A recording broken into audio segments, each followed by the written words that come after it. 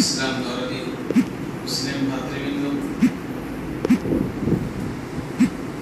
আজ আমরা উপস্থিত হয়েছি অত্যন্ত গুরুত্বপূর্ণ বিষয় নিয়ে। আমরা জানি আমাদের কয়েক জমা থেকে যে ধারাবাহিকতা চলে আসে যুব সমাজের অধঃপতন অবক্ষয়ের কারণসমূহ, ইতিমধ্যে আমরা বড় বড় কারণসমূহের মধ্যে দুইটি কারণ আলোচনা করেছি। আজকে তার তৃতীয় নম্বর কারণ, যে কারণটি ওলামাগণ বের করেছেন, সেটি আলোচনা করব ইনশাআল্লাহ। মা তাওফিক ইল্লা বিল্লাহ। ওলামাগণ আজ এই মুসলিম সমাজের অধঃপতন অথবা যুব সমাজের অধঃপতন এই বিষয়টি তদন্ত করতে করতে যে বের করেছেন, আজ তা হচ্ছে আকাশ সংস্কৃতির অগ্রাসন ও গান বাজনা। আজ আমরা আলোচনা করব এই আকাশ সংস্কৃতির অগ্রাসন ও গান বাজনার প্রসঙ্গে। আমরা যদি দেখি, আজ মূলত যুব সমাজ যে ক্ষতিগ্রস্ত, আজ যে মূলত যুব সমাজ অধঃপতনের দিকে চলে গিয়েছে, এগুলো যদি আমরা এক এক করে দেখি তো এর মধ্যে একটি কারণ আমরা পেয়ে যাব, আকাশ সংস্কৃতির অগ্রাসন। এই অগ্রাসনে যুব সমাজকে এমন ভাবে আক্রমণ করেছে, এই আগ্রাসন যুব সমাজকে এমন ভাবে ছবল মেরেছে, এত বিষাক্ত ছবল মেরেছে যে যুব সমাজকে বাঁচানো কোনো অ্যান্টিবায়োটিক দ্বারা সম্ভব হচ্ছে না। একে যদি সারা বিশ্বের বড় বড় তত্ত্ববিদ ডক্টররা বাঁচাতে চায়, তাহলে বাঁচাতে সক্ষম হচ্ছে না, ব্যর্থ, সময় আছে ব্যর্থ। এই বিষয় নিয়ে যত অভিজ্ঞ রয়েছে বড় বড় উলামা, তারা আজ যুব সমাজকে এই আকাশ সংস্কৃতির আগ্রাসন থেকে বাঁচাতে সকলেই ব্যর্থ হয়েছে। কারণ যে এমন করে আক্রমণ করেছে যে একে সমুদ্রের অতল গভীরে পাঠিয়ে দিয়েছে। শুধু এমনি পাঠিয়ে দেয়নি, সমুদ্রে নিক্ষেপই করেনি, সমুদ্রের অতল গভীরে পাঠিয়ে দিয়েছে, যেখানে থেকে ওকে বের করা, খুঁজে পাওয়া অত্যন্ত মুশকিল, দুষ্কর ব্যাপার হয়ে গেছে। আজকে মানুষ ঘরে বসে গোটা দুনিয়াকে দেখতে সক্ষম। আজ মানুষ ঘরে বসে বসে গোটা দুনিয়াকে দেখতে সক্ষম। যুবককে আর যেতে হয় না আলাদা টাইম বের করে নি সিনেমার হলে। যুবককে এখন আর যেতে হয় না কোনো আলাদা একটা টাইম তাকে বের করে নিতে সিনেমা যাওয়ার জন্য। যুবককে এখন আর সেই সময় বের করতে হয় না যে সময় সে যাবে বন্ধুদের সঙ্গে। এখন সে যুবক একা একাই অবসর টাইমে একা একাই রাস্তাঘাটে, মাঠে ঘাটে চলতে ফিরতে, গাড়িতে বাড়িতে, যেখানে ইচ্ছা যেখানে নগ্ন অর্ধনগ্ন সেই নাটক নাট্য সেই এগুলো সে দেখতে কি হয়েছে সক্ষম, সে দেখছে।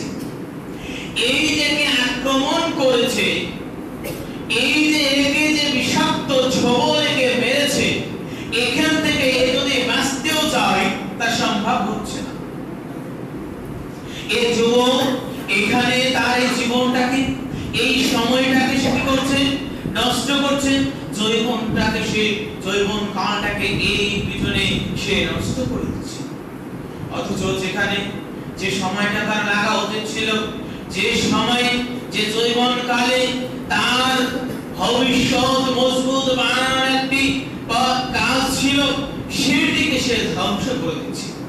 সে নিজেকে, তার ভবিষ্যৎ গড়া তো দূরের কথা, নিজেকে সে নিজে জেনে বুঝে ইচ্ছাকৃত, অনিচ্ছাকৃত নয়, ইচ্ছাকৃত ধ্বংসের মুখে পতিত করছে। নিজেকে ইচ্ছাকৃত ভাবে ধ্বংসের মুখে আগুনে ঝাঁপতে দিচ্ছে আজ যুব সমাজ। অথচ এই ভয়াবহ জিনিস থেকে, এই ভয়াবহতা থেকে, নিজেকে ধ্বংস করা থেকে আল্লাহ পাক রব্বুল আলামিন আগেই নিষিদ্ধ করেছেন, সতর্ক বাণী দিয়েছেন। সূরা বাকারা সূরা নাম্বার 2 আয়াত নাম্বার 195 তিনি বলেছেন, ওয়ালা তুলকু বিআইদিকুম ইলা তাহাল্লুক। ওহে মুসলিম যুবক দল, ওহে আদম সন্তান শোনো, ওহে আদম সন্তান শোনো ভালো করে, তোমরা তোমাদের হাত দয়কে ধ্বংসের দিকে ঠেলে দিও না, তোমরা তোমাদের নিজেকে ধ্বংসের মুখে পতিত করো না, তোমরা তোমার নিজেদেরকে ধ্বংস করে দিও না। ওয়া আহসিনু, তোমরা সৎ কর্ম করো, ভালো কাজ করো। কেন করবে তুমি জানো? ইন্নাল্লাহা ইউহিব্বুল মুহসিনিন, কেননা সৎ কর্মশীলদেরকে, ভালো কাজ যে করবে তাকে আল্লাহ পাক রব্বুল আলামিন ভালোবাসেন। ওহে আদম সন্তান, যদি তুমি নিজেকে মুসলিম বলে থাকো, আওয়াজ টোটালি করবে না। ওহে মুসলিম সন্তান, ওহে উম্মতে মুহাম্মাদি, তুমি যদি সত্যিকার অর্থে মুহাম্মাদের অনুসারী হিসেবে নিজেকে দাবি করে থাকো, তাহলে তোমার কর্তব্য এই আয়াতটাকে বাস্তবে রূপ দেওয়া, এই আয়াতটিকে বাস্তবায়ন করা, এই আয়াতটিকে তোমার জীবনে বাস্তব রূপ দেওয়া, এটা হচ্ছে তোমার কর্তব্য। যদি তুমি নিজেকে মুসলিম বলে দাবি করো, যদি তুমি নিজেকে আল্লাহর বান্দা এবং রাসূলের উম্মত হিসেবে পরিচয় দিতে চাও।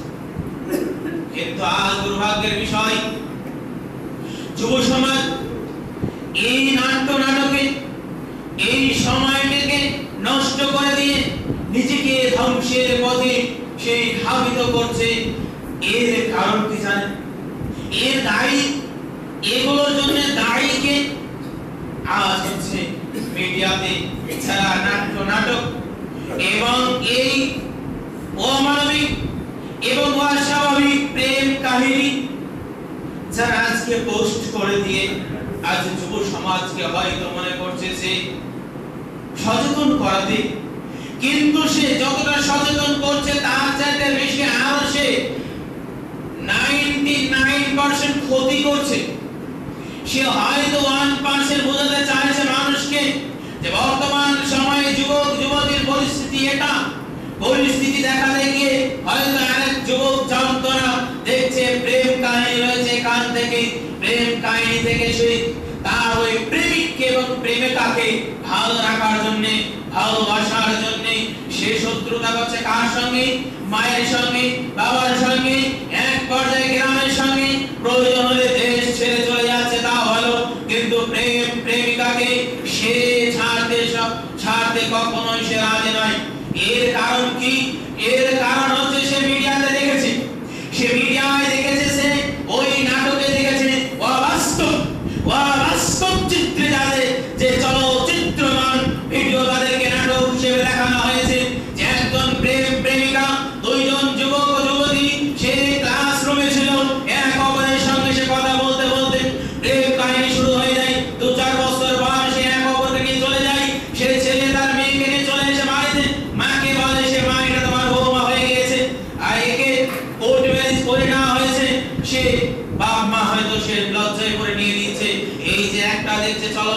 বাড়িতে অনেক সময় দেখা যায় যে বাপ মা তাদেরকে তাড়িয়ে দেওয়া হয়, অনেক সময় দেখা যায় প্রেমিকাকে রাজি খুশি করার জন্য বাপকে বাধ্য করা হয়, টাকা পয়সা নিয়ে বাপ দিতে পারে না, বাধ্য করা হয় জোরপূর্বক তার কাছে টাকা না হয় প্রেমিকার কিছু ক্রয় করার জন্য। কারণই হচ্ছে সেই আকাশ সংস্কৃতির আগ্রাসন, তাকে সে আক্রমণ করেছে। সে দেখেছে এই মিডিয়াতে এই অবস্থা দেখার পরে সে নিজেকে বাস্তব রূপ দেখে নিজেকে সেইভাবে তৈরি করেছে। আর 10 বছর বয়সের যুবক কি বোঝে, 10 বছরের বালক কি বোঝে, এখন আর যৌবনে আসেনি। 10 বছরের বালক কি বোঝে, এখন সে যৌবনে আসেনি। 7 ক্লাসে পড়ে, ও প্রেম কাহিনীতে লিপ্ত হয়ে গেছে। ক্লাস 8 এ যায়নি, সে পালিয়ে যাচ্ছে। ক্লাস 7 এ বসে, সে প্রেম কাহিনীতে লিপ্ত হয়ে গেছে। 8, 9, 10 হতে হতে সে নিয়ে পালিয়ে যাচ্ছে। এর কারণটা কি? কি করে বুঝলো মহিলা সম্পর্কে, মহিলার সঙ্গে প্রেম কি রয়েছে, এর সঙ্গে ভাব কি রয়েছে, কেমন করে সে বুঝলো? এর বোঝার কারণ হচ্ছে ওই যে সে মিডিয়াতে দেখেছে, এই মিডিয়া তাকে আক্রমণ করেছে। এই যুবক 10-14 বছর হতে হতে সে কি করছে, এখানে ভাইরাস সৃষ্টি করছে। তাহলে বুঝে দেখাতে চেয়েছিল কিছু মানুষকে হয়তো এরকম চলছে, এখান থেকে সতর্ক করতে। ওই নাটক বানিয়ে সে সমাজকে চেয়েছিল সে সতর্ক বানিয়ে দিতে, সতর্ক বানিয়ে চাইতে সে অধিক সে নষ্ট করছে আজ যুবক সমাজকে। নিশাদা মণ্ডলী, আজ এই যুব সমাজ যতটা ক্ষতিগ্রস্ত এর মাধ্যমে হয়েছে, মিডিয়ার মাধ্যমে হয়েছে, অন্য কোন মাধ্যমে যুব সমাজ হতে হয়নি। এর কুপ্রভাব, আজকে এই মিডিয়ার কুপ্রভাব যে পড়েছে, ছড়িয়ে ছিটিয়ে যে পড়েছে, তা হচ্ছে তরুণ যুবক ও যুবতীদের প্রতি এর কুপ্রভাব বিস্তার লাভ করেছে। আজ সমাজ সংস্করণ করা অত্যন্ত দুষ্কর ব্যাপার হয়ে দাঁড়িয়েছে। আজকে কেউ যদি চায়, সে নিজেকে, কোন যুবক যদি চায় সে নিজেকে বাঁচাবো, নিজেকে রক্ষা করবো, নিজেকে এই সমস্ত জিনিস থেকে রক্ষা করবো, সে ওয়াজ নসিহত শুনবে, ওকে অ্যাড দিয়ে দেওয়া হবে, শয়তান ওখানে ক্লিক করাবে, ওর মধ্যে ঢুকে যাবে, সাগরে ডুবছে, আস্তে আস্তে সাগরে ডুব মেরে যাবে, ওখান থেকে বেরিয়ে আসতে সক্ষম হবে। নিশাদা মণ্ডলী, আজকে যতটা ক্ষতি করেছে মিডিয়া, অন্য কোন জিনিসে এই যুবকদেরকে ধ্বংস করতে এতটা ক্ষতি করেনি। তাই আমাদের যুবকদেরকে বাঁচতে হলে এই মিডিয়া থেকে আকাশী সংস্কৃত, অপরের সংস্কৃত তৈরিকৃত এখান থেকে নিজেকে বাঁচাতে হবে। নিজেকে বাঁচিয়ে রাসূল সাল্লাল্লাহু আলাইহি ওয়াসাল্লাম যে বলেছেন যে ইবতানি খামসান কাবলা খামস, ওহে মুমিন, ওহে উম্মত মুহাম্মদ, শুনো, তোমরা 5টি জিনিস আশা করবে, 5টি জিনিসকে আল্লাহর বড় নিয়ামত মনে করবে। প্রথমে বলেছেন শাবাবাকা কাবলা হারাবি, তোমার যৌবন কালটাকে বার্ধক্য আসার করবে তুমি মনে করবে এটি আল্লাহর বড় নিয়ামত। যৌবন কালটাকে বার্ধক্য আসার করবে তুমি মনে করবে এটি আল্লাহর নিয়ামত। এই নিয়ামত মনে করে তুমি যৌবন কালটাকে তুমি আল্লাহর ইবাদতে কাটাবে, অন্য কোনো মেয়েতে নয়। আল্লাহর ইবাদতে কাটাবে, অন্য কোনো পার্টির গান বাজনায় নয়, অন্য কোনো মেলায় নয়, তুমি আল্লাহর ইবাদতে কাটাবে তোমার যৌবন কালটিকে। তারপরে বলতে এক সময় বলবে ফিরা আল্লাহ কাবলা শুকরি, তোমার অবসর টাইমটাকে তুমি আল্লাহর বড় নিয়ামত মনে করে নি, আল্লাহর রাস্তায় তুমি ব্যয় করবে। তোমার অবসর টাইমটাকে কোরআন তিলাওয়াত করার মাধ্যমে হোক, জিকির আজকার করার মাধ্যমে হোক, নসিহত করার মাধ্যমে হোক, সমাজ সংস্কারের মাধ্যমে হোক, পরিবারের সংশোধনের মাধ্যমে হোক, যে কোনো মাধ্যমে হোক, ভালো কাজে তুমি ওই সময়টিকে ব্যয় করবে। ওই ফেসবুক, টুইটার, ইউটিউব, এই মিডিয়ার মাধ্যমে এখান থেকে যুবক তুমি বেঁচে থাকো। আজকেও যদি এই যুবক এখান থেকে না দূরে সরেছে, এই মিডিয়া থেকে যদি সে না সরেছে, তাহলে সে ব্যক্তির ধ্বংস তো হবেই হবে। তারপরে যে আসছে জেনারেশন, ইও ধ্বংস হবে। সমাজ বাঁচা অত্যন্ত দুষ্কর ব্যাপার হয়েছে। তাই যুবক আপনাকে বলে যায় যে আপনি আজকের পর থেকে মিডিয়া ব্যবহার করা বন্ধ করুন। আপনাকে বলি, আপনার জন্য বলি না, আমি আপনার পরের জন্য, আপনার সন্তানের জন্য বলছি, আপনার ভাতিজার জন্য বলছি, আপনার পরে জন্মের জেনারেশনের জন্য আমি বলে যাচ্ছি আজকে যে এগুলোকে যদি আপনি বাঁচাতে চান, আপনার সমাজকে যদি বাঁচাতে চান, আপনি নিজেকে জাহান্নামের আগুন থেকে যদি বাঁচাতে চান, আপনার সন্তানকে সুশিক্ষায় শিক্ষিত করতে যদি আপনি চান, তাহলে আপনাকে মিডিয়া আজকেই বন্ধ করতে হবে। মিডিয়া ব্যবহার করা আজকেই বন্ধ করতে হবে আপনাকে। যদি আপনি বন্ধ না করেছেন, এটি একবার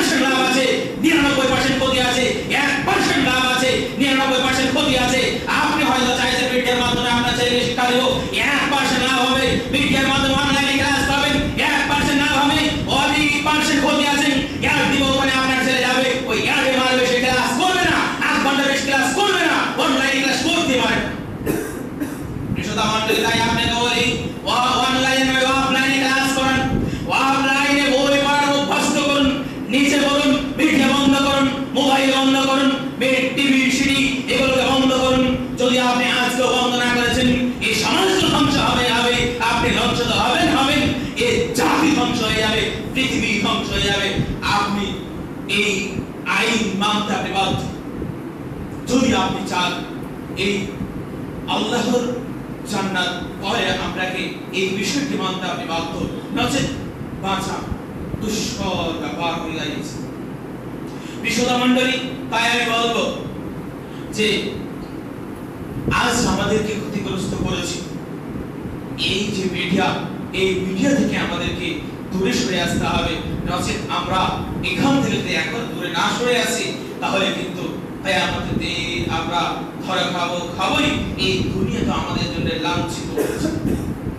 পরিশেষে আল্লাহর কাছে দোয়া করব, আল্লাহ যেন আমাদের সকলকে এই সমস্ত শয়তানি আগ্রাসন থেকে আমাদেরকে বাঁচার তৌফিক দান করেন। সকল আমিন। আল্লাহ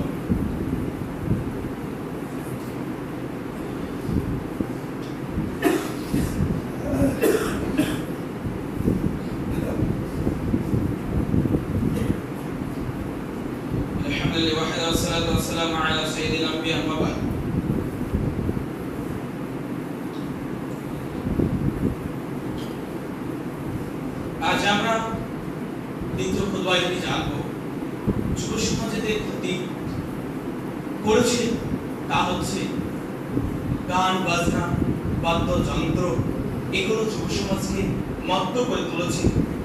গান বাজনা এমন একটি জিনিস যা যুবকদের অন্তরকে মলিন করে দেয়।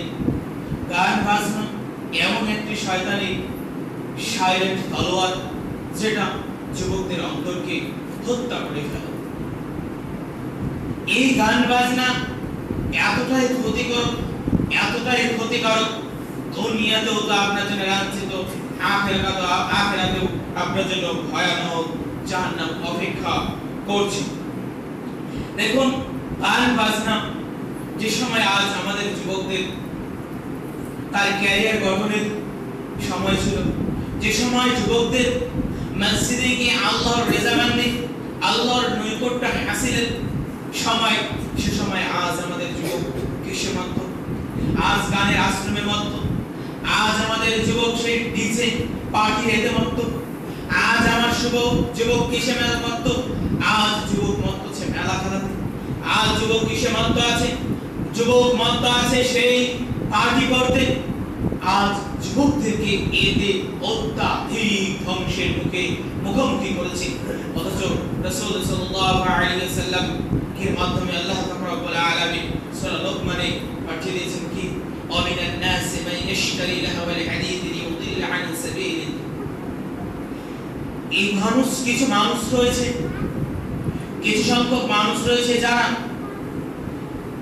আল্লাহর রাস্তা থেকে মানুষকে বাধা দেওয়ার জন্য অনর্থক কথাকে ক্রয় করে থাকে। আল্লাহর রাস্তা থেকে মানুষকে রোখার জন্য, মানুষকে বাধা দেওয়ার জন্য কি করে? সে অনর্থক, অর্থবোধক, অর্থহীন এমন শব্দ তারা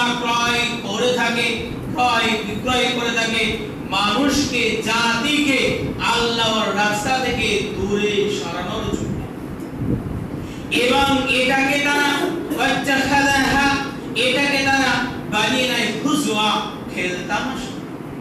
উলাইকা লাহুম আযাবুন মুহিন, আর এদের জন্য রয়েছে লাঞ্ছিতদায়ক অপমানজনক শাস্তি।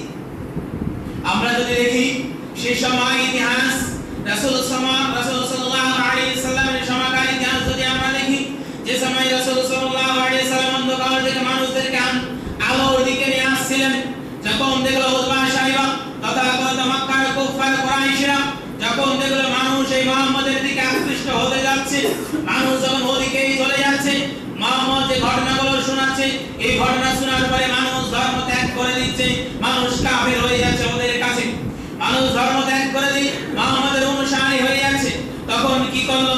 তখন তারা বাইরে থেকে শাম, সিরিয়া, ইয়ামান, বাহরাইন, কাতার, এখান থেকে দূর থেকে তারা নর্তকী, গায়ক তারা ক্রয় করে নিয়ে আসতো এবং সেখান থেকে কিছু অনর্থক শব্দ, কিস্সা, কাহিনী, বানোয়াট নাটক তারা নিয়ে আসতো যুবকদেরকে এবং ওই সমস্ত মানুষদেরকে তার বাড়িতে দাওয়াত দিত যারা ইসলামের দিকে ধাবিত হচ্ছে, যারা মুহাম্মদ সাল্লাল্লাহু আলাইহি ওয়াসাল্লাম কথার দিকে ধাবিত হচ্ছে, তাদেরকে দাওয়াত দিত। এবং শোনো এই যে নাটক, এই কিসসা কাহিনী শোনাচ্ছে, এগুলো তোমাদেরকে মজা লাগছে নাকি মুহাম্মদ যেগুলো বলছে মানে অবাস্তব কিসসা কাহিনী, এগুলো তোমাদের মজা লাগছে? তখন তো সামনেই বলবে বাবা যে এটাই ভালো লাগছে। এবং মানুষের অন্তরকে জয় করার জন্য এই বাজনা অত্যন্ত সাইলেন্ট তলোয়ারের কাজ করে। যখন ওখানে বাজনা আছে মানুষের অন্তরকে ওদিকে ঘুরিয়ে দেওয়া হয়, মানুষকে ওইভাবে তারা কি করেছিল, পথভ্রষ্ট করত। এইভাবে তারা পথভ্রষ্ট করত। প্রত্যেক বেশিরভাগ মুহাদ্দিস এবং মুফাসসিরগণ এই লাহওয়াল হাদিস থেকে যে তরজমা করেছেন তা হচ্ছে গান বাজনা বাদ্যযন্ত্র। লাহওয়াল হাদিস থেকে যে তরজমা করেছে তা হচ্ছে গান বাজনা বাদ্যযন্ত্র। অতএব এই বাদ্যযন্ত্র ক্রয় বিক্রয় করা এটি হচ্ছে কিসের? আল্লাহর রাস্তার প্রতিবাদ, আল্লাহর রাস্তা থেকে অন্যকে বাধা দেওয়া। গান বাজনা এমন একটি জিনিস যেটা মানুষকে আল্লাহর রাস্তা থেকে বাধা দেয়। অতএব এখান থেকে এই মুসলিম যুবককে অবশ্যই দূরে থাকতে হবে, নচেত এর ধ্বংস হবেই হবে। রাসূল করিম সাল্লাল্লাহু আলাইহি ওয়াসাল্লাম এই জন্য বলেছেন, নাহান নবী সাল্লাল্লাহু আলাইহি ওয়াসাল্লাম আলী তাবাররুজি ওয়াল গিনা, বেপরদা বেহায়া থেকে নিষিদ্ধ করেছেন এবং নিষিদ্ধ করেছেন গান বাজনা থেকে। শরীয়ত জামেতে হাদিসটি রয়েছে।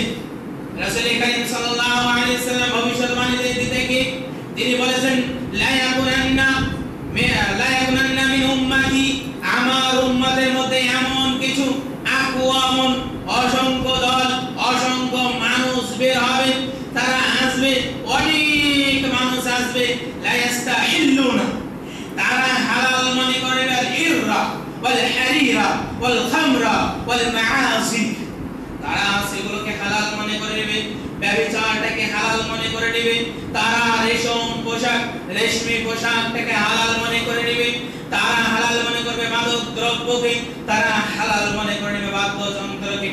শ্রোতা মণ্ডলী, একটু আমি বলি, একটু ভালো করে মন দিয়ে শুনুন। এখানে কি বললেন? আমার উম্মতের মধ্যে, অর্থাৎ উম্মতে মুহাম্মাদের দাবিদার মধ্যে হতে অনেক মানুষ থাকে, আকওয়াম, কওম থেকে আকওয়াম, কওম শব্দ হয়েছে বেশ কয়েক মানুষ নিয়ে জাতি হয়। তো আকওয়াম বহু বচন, কয়েকটা গ্রুপ আসবে, বহু সংখ্যক মানুষ হবে, যারা কি করবে? এগুলোকে হালাল মনে করে নেবে, এগুলোকে অবৈধ মনে করবে না, হালাল বলবে না, হালাল মনে করে নেবে। আসুন একটু আপনাকে দেখি, আপনি কি ব্যভিচারকে হালাল মনে করেন? আপনাকে যদি এখনই প্রশ্ন করা হয় যে ব্যভিচারকে কি আপনি সাপোর্ট করেন, আপনি কি ব্যভিচারকে আপনি কি হালাল মনে করেন, জায়েজ মনে করেন? চামড়ার উপর থেকে, এই চামড়ার উপর থেকে আপনার জবাব আসবে, অ্যানসার আসবে যে না, এটা একেবারে টোটাল হারাম, মুসলিমদের জন্য জায়েজ নয়, একেবারে হারাম। এই উত্তরটা কোথা থেকে এসেছে বাবা? চামড়ার উপর থেকে। উত্তরটা কোথা থেকে? চামড়ার উপর থেকে। প্রমাণ আপনাকে দিই। যদি এই কথাটা আপনার অন্তর থেকে অ্যানসার আসতো যে ব্যভিচার কোনোদিন হালাল নয়, ব্যভিচার তো ব্যভিচারই হয়, ব্যভিচার তো ইসলামে কোনোদিন সাপোর্ট করে না, ব্যভিচার হারাম, সেই দিন হয়েছে হারাম, আজও হারাম, কিয়ামত পর্যন্ত থাকবে হারাম। যদি এই কথাটা আপনার অন্তর থেকে আসতো তাহলে আপনি বলুন, আপনার যে যুবতী মেয়ে রয়েছে বাড়িতে, আপনার যুবতী মেয়েকে আপনি বেপরদা হিসেবে বাইরে পাঠাচ্ছেন না পাঠান না? পাঠাচ্ছেন। আপনার যুবতী মেয়েকে বেপরদা হিসেবে আপনি স্কুলে পাঠাচ্ছেন না পাঠান না? পাঠাচ্ছেন। বলেন তো কি আপনার এই কথার বাস্তবতা কতটা রয়েছে, সত্যতা কতটা রয়েছে? আপনার মেয়েকে সে নাচ গান থেকে ডান্স হয় সেখানে পাঠান না পাঠান না? সেখানে পাঠান। বলেন দেখি আপনার কথার সত্যতা কতটা রয়েছে? মেলাতে আপনার মেয়েকে, যুবতী মেয়েকে পাঠাচ্ছেন না পাঠান না? সেখানে আপনি পাঠাচ্ছেন। বলেন আপনার কথার সত্যতা কতটা রয়েছে? আপনি এখন যদি বলেন আমি মুসলিম, এ কথা মিথ্যা। আপনি যদি এখন বলেন মুসলিম, এ কথা মিথ্যা, তাহা মিথ্যা যে আপনি মুসলিম হয়ে আপনার মেয়েকে নরকে, আপনার মেয়েকে নাচ গান ডান্সের ওখানে আপনি পাঠান, এ কথা মিথ্যা। মুসলিম হতেই পারে না, এ মুসলিমের চরিত্র হতেই পারে না যে একজন মুসলিমের মেয়ে সেই মেলাতে যাবে, একজন মুসলিমের মেয়ে যেখানে গান বাজনা হবে সেখানে যাবে,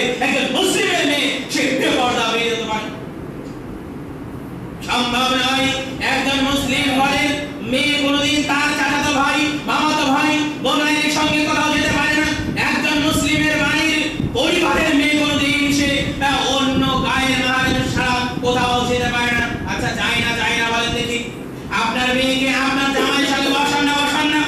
আপনার যুবতী মেয়েকে আপনার জামাইকে খাবার দিতে পাঠান না? আপনার বৌমাকে আপনার ছেলের সঙ্গে অন্য ছেলের সঙ্গে বসান না? আপনার বৌমাকে যে বসাচ্ছেন আপনি আপনার অন্য ছেলের সঙ্গে, এটা কে বলবে? এই বেহাইটাকে আপনি জায়েজ মনে করেছেন, এই বেহাইটাকে আপনি যে হারাম মনে করেছেন, ফলে আপনি কিছু মনে হয় না আপনার। এই বেহাইটাকে আপনি হারাম মনে করেছেন, ফলে আপনার অন্তরে একটু খটখটা থাকে না যে আপনার মেয়েকে বেপরদা হিসেবে আপনি স্কুল পাঠিয়ে দেন, বাড়ির বাইরে বের করে দেন, এটাই তো হালাল মনে করেন। আপনার মুখ থেকে চামড়ার উপর থেকে অনেক উত্তর আসবে বাবা, যেগুলো অন্তরে নেই। এই উত্তর হচ্ছে মুনাফিকদের, এই উত্তর মুসলিমদের নয়, এই উত্তর মুসলিম উম্মার কি, এই উত্তর মুনাফিকদের চরিত্র হচ্ছে এর অন্তরে বলবে এক, বাস্তবে রূপ দিবে আর, ও অন্তরে গাইবে আর, মুখে উচ্চারণ করবে আর, এটা হচ্ছে মুনাফিকদের চরিত্র। শ্রোতা মণ্ডলী, আপনি আরেকটি দেখাই যে রেশমি পোশাক এবং মাদক দ্রব্য আপনি হালাল মান করেন না? আপনি এক বাক্যে যে আজকেও বিড়ি খেয়ে এলো, এই মাত্র বিড়ি খেয়ে সেখান থেকে একে যদি জিজ্ঞেস করা ইয়ে বাড়া, এই চামার কোয়ালিটি, এই ইতর কোয়ালিটি, এই কুকুর ও শুকুরের চাইতে নিকৃষ্ট ব্যক্তিও একে যদি জিজ্ঞাসা করা হয় এই হারাম না হারাম, এই মুখ থেকে বলবে, যে মুখ থেকে সে এখনই খেলো, এই মুখ থেকে সে তার মুখ থেকে বের হবে এটা হারাম। কেন বললাম চামার? কেন বললাম আপনাকে? কেন বললাম ওই কুকুর ও শুকুরের চাইতে নিকৃষ্ট? উলাইকা কাল আনাম বাল হুম আযাল। আমি বলিনি, আল্লাহ বলেছে তারাই হচ্ছে চতুষ্পদ জন্তু, কুকুর আছে শুকুর আছে, এরা তো একটা ভালো ছিল। আপনাকে কুকুর আর শুকুর বলে দিলেই অনেক ভালো ছিল, কারণ সব বাহারি নাই মা ফিস সামাওয়াতি ওয়া ফিল আরদ, আসমান জমির মধ্যে কুকুর ও শুকুর আল্লাহ জিকির আছে পড়ে, তাহলে কুকুর শুকুর বললেও অনেকটা ভালো ছিল। কিন্তু আল্লাহ পাক রব্বুল আলামিন বলেন এরা কুকুর শুকুরের চাইতে নিকৃষ্ট। এরা মুখে বলবে আর কাজে করবে আর, মুখে বলবে আর কাজে করবে আর, একেও যদি জিজ্ঞাসা করে মুখ থেকে এখন তার অ্যানসার বের হবে যেগুলো বলেন দেখি মাদক দ্রব্যকে আপনি যাই মনে করছেন না করে নিয়েছেন। রাসূল সাল্লাল্লাহু আলাইহি সাল্লাম বললেন বাস্তব রূপ চলে এসে আজকে আমরা দেখছি।